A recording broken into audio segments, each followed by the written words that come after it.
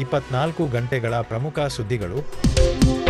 August 23 ರಂದು ಭಾರತವು 3ನೇ ರಾಷ್ಟ್ರೀಯ ಬಾಹ್ಯಾಕಾಶ ದಿನವನ್ನು ಆಚರಿಸಿತು.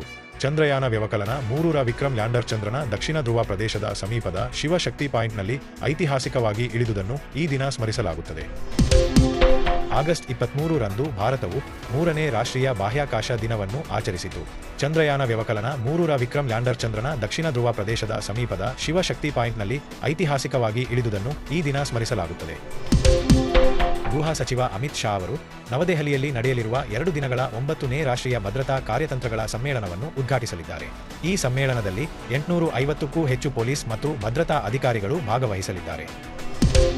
At Universal Group of Institutions, we provide you PUC, Science, PCMB, Commerce, HEBA, Arts, HEPG, BSc Environmental Science, and BA BCom integrated with UPSC. ಬುಡಕಟ್ಟು ವ್ಯವಹಾರಗಳ ಸಚಿವಾಲಯವು ಮೈಸೂರಿನಲ್ಲಿ ಬುಡಕಟ್ಟು ಭಾಷೆಗಳು ಮತ್ತು ವಸ್ತು ಸಂಗ್ರಹಾಲಯಗಳ ಕುರಿತಾಗಿ 3 ದಿನಗಳ ರಾಷ್ಟ್ರೀಯ ಸಮಾವೇಶವನ್ನು ಆಯೋಜಿಸುತ್ತಿದೆ. ಇದರಲ್ಲಿ ಬುಡಕಟ್ಟು ಭಾಷೆಗಳ ಪ್ರಾಥಮಿಕ ಪಠ್ಯಪುಸ್ತಕಗಳು ಹಾಗೂ ನವೀಕರಿಸಲಾದ ಆದಿವಾಣಿ ವೇದಿಕೆಯನ್ನು ಪರಿಚಯಿಸಲಾಗುತ್ತದೆ.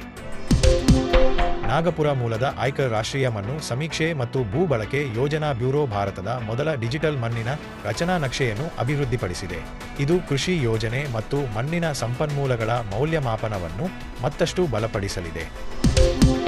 ಭಾರತವು ತನ್ನ 2026ರ ಬ್ರಿಕ್ಸ್ ಅಧ್ಯಕ್ಷತೆಯ ಅಡಿಯಲ್ಲಿ ವಿಶಾಖಪಟ್ಟಣದಲ್ಲಿ ಬ್ರಿಕ್ಸ್ ಕ್ರೀಡಾ ಸಚಿವರ ಸಭೆಯನ್ನು ಆಯೋಜಿಸುತ್ತಿದೆ.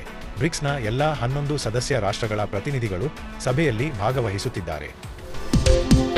ಇರಾನ್ನ ಫಾರ್ಸ್ ಪ್ರಾಂತ್ಯದಲ್ಲಿ 7.5 ಟ್ರಿಲಿಯನ್ ಘನ ಅಡಿಗಿಂತಲೂ ಹೆಚ್ಚು ನೈಸರ್ಗಿಕ ಅನಿಲ ಹೊಂದಿರುವ ಅನಿಲ ಕ್ಷೇತ್ರವೊಂದು ಪತ್ತೆಯಾಗಿದೆ ಎಂದು ಇರಾನ್ ಘೋಷಿಸಿದೆ. ಈ ಆವಿಷ್ಕಾರವು ಈಗಾಗಲೇ ಗಣನೀಯವಾಗಿರುವ ಇರಾನ್ನ ನೈಸರ್ಗಿಕ ಅನಿಲ ಸಂಗ್ರಹಕ್ಕೆ ಮತ್ತಷ್ಟು ದೊಡ್ಡ ಸೇರ್ಪಡೆಯಾಗಿದೆ. ಇನ್ನಷ್ಟು ಉಪಯುಕ್ತ ವಿಡಿಯೋಗಳಿಗಾಗಿ ನಮ್ಮ ಚಾನೆಲ್ಗೆ ಸಬ್ಸ್ಕ್ರೈಬ್ ಮಾಡಿ.